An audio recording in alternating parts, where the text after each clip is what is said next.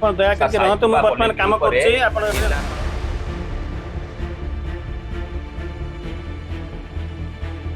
ଆପଣ ମୋତେ କାମରେ ଡିଷ୍ଟର୍ବ କରୁଛନ୍ତି। ଆପଣ ମୋତେ ଦୟା କରିକି ମୋ କାମ ଶେଷ କରେ ଆମର ବାବଦରେ ସେ ବାବଦରେ ମୁଁ ଆପଣଙ୍କୁ ପ୍ରତିକ୍ରିୟା ଦେବା ପାଇଁ ମୁଁ ପ୍ରସ୍ତୁତ ନୁହେଁ। ସାଇକୁପା ପଲିକ୍ଲିନିକ को जिलापाल नोटिस यूएसजी लाइसेंस निलंबन पाई नोटिस जारी कर देखुवे ये से सीधा सड़क दृश्य। ये हूँ भटली छक बरगढ़ सहर भटली छक स्थित साईकुपा पलिक्लिनिक एंड हॉस्पिटल विरोध में जिला प्रशासन कड़ा पदक्षेप नहीं। पीसी एंड पीएनडीटी एक्ट 1994 अनुजाई निर्धारित नियम उल्लंघन अभियोग क्लिनिक को एक कारण दर्शा नोटिस बा शोकस नोटिस बरगढ़ जिला प्रशासन जिलापाल तथा जिला मजिस्ट्रेट को कार्यालय पक्षर जिला नोटिस दर्शा जाइए जे 15 डिसेम्बर 2020 ये नोटिस हल्दाली ग्रामर जड़े महिला दुईटी अल्ट्रासाउंड बा यूएसजी परीक्षा कराइथिला किंतु सेथिपाई आवश्यक फॉर्म ए निर्धारित समय मध्य ऑनलाइन और ऑफलाइन रे दाखल करा जाय नथिबा अभियोग 1994 नियम उल्लंघन बोली दर्शाई। एही कारणरू क्लिनिक कर्तृपक्ष को नोटिस प्रदान कर 7 दिन मध्य स्पष्टीकरण देवाकू जहाँ निर्देश रही। देखुवे ये सीधा सड़क दृश्य। ये हूँ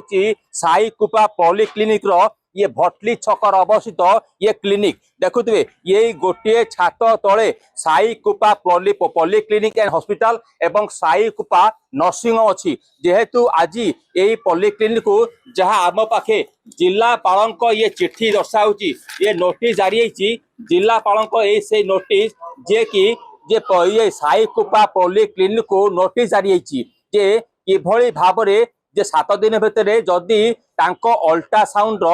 तथ्य नदेवे एवं ये जो अभियोग अच्छी जिलापाल पाखर जो नोटिस जारी ए नोटिस सत्यासत्य जदि नदेवे तापर दृढ़ कार्यानुष्ठान ग्रहण कर ये कह रखुची जेहेतु स्वास्थ्य मंत्री मुकेश महालिंग निजे यही बरगढ़ निजे होती प्रभारी स्वास्थ्य मंत्री निजे प्रभारी थिला बेले काहेकि एते एभलिया स्थिति उपजुची कहीं स्वास्थ्य मंत्री बरगढ़ पाई चिंतित नहांती मोहन सरकार को ये बदनाम करने ये षड्यंत्र नुहे तो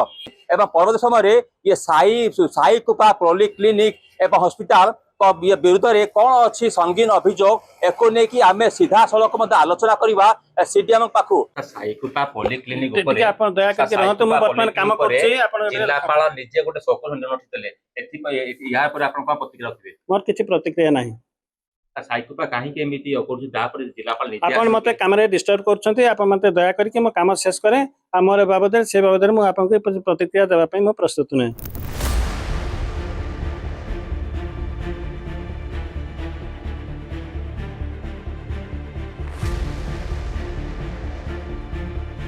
कहीं बरगढ़ जिले में ये स्वास्थ्य अवस्था भोसुड़ी पड़ी एथिपाई दायी किए जेहेतु स्वास्थ्य मंत्री मुकेश महालिंग निजे बरगढ़ जिलार प्रभारी कहीं एप्रति दृष्टि देना